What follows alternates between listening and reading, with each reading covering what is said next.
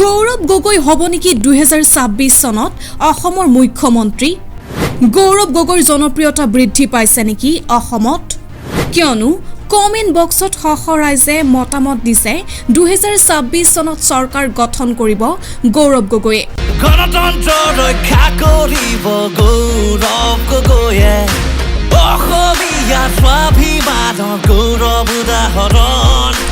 সামাজিক মাধ্যমত সমৰ্থকসকলে যুঁজ এখন হ'ব শ্লোগানৰ সৈতে তেওঁক মুখ্যমন্ত্ৰী হিচাপে দেখাৰ আশা প্ৰকাশ কৰিছে ভৱিষ্যতৰ গৌৰৱ গগৈ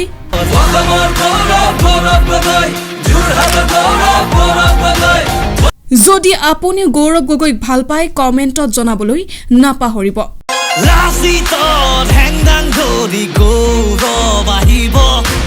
অহংকাৰী শাসনৰ পৰা আমাক বচাব